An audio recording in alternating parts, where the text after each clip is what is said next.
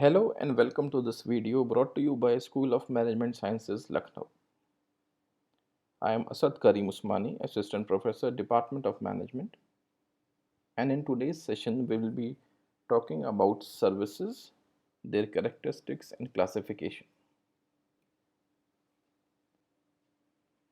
Services have a very important place in economic development of any country. Though services have been around us since a very long time, they were not seen as a distinct separate entity or a part of economy.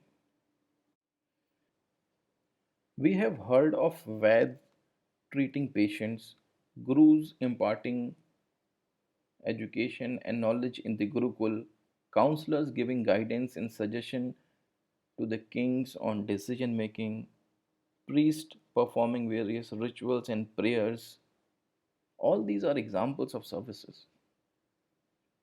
Services have gained so much importance that contribution of service sector to the country's GDP has become an indication of their development.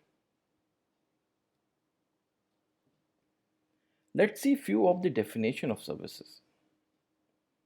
Berry defines services as an act, deeds or performances. We can see there is no mention of a physical or a tangible product in this definition. Services are seen merely as acts, deeds or performances that are offered by one party to another. Another definition given by Philip Scotter states that services is an act or performance that one party offers to another that is essentially intangible and does not result in ownership of anything. Its production may not be tied to a physical product. So another important aspect has been introduced in this definition, that is of intangibility. Services do not have any physical presence. Services cannot be transferred, their ownership cannot be transferred. They are performances or benefits that one party offers to another. It can also be seen in this definition that it is not necessary that the services are provided along with any tangible or physical product. Services can be given separately to any consumer who wants to avail them. Another definition of services is the one given by American Marketing Association. According to American Marketing Association, services are activities, benefits, or satisfaction that are offered for sales or provided in connection with sales of goods. So here we come to know that services can also be sold. They can be sold separately or they can be sold along with any tangible goods that is physically present. So it can be concluded that a service is an activity, deed, or performance offered for sales. It is intangible, do not have any physical presence.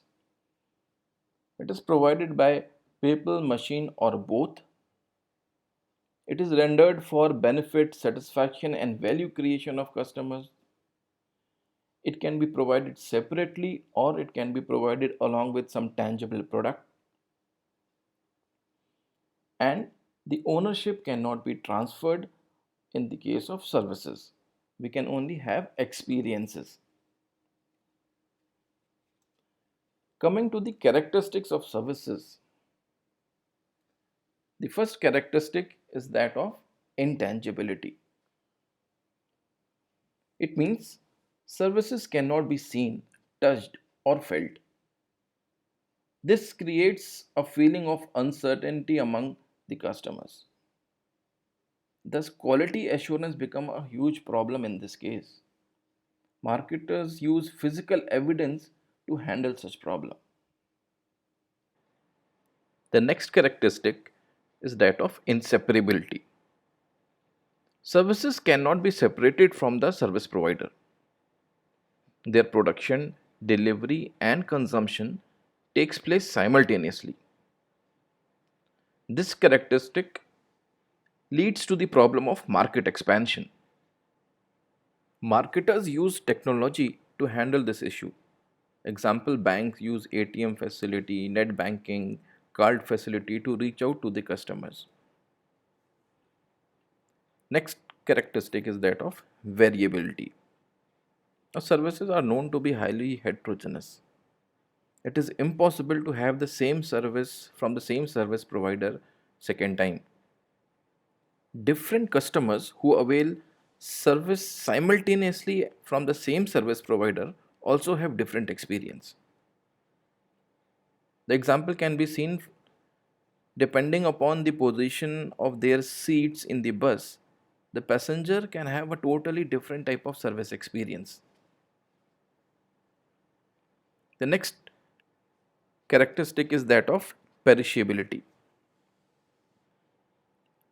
Service perish, they cannot be stored. Any unutilized service capacity cannot be used later and it go waste. Unsold seat of a flight or a bus that has departed cannot be offered for sales at a later stage. So we cannot store services as we can do in the case of product.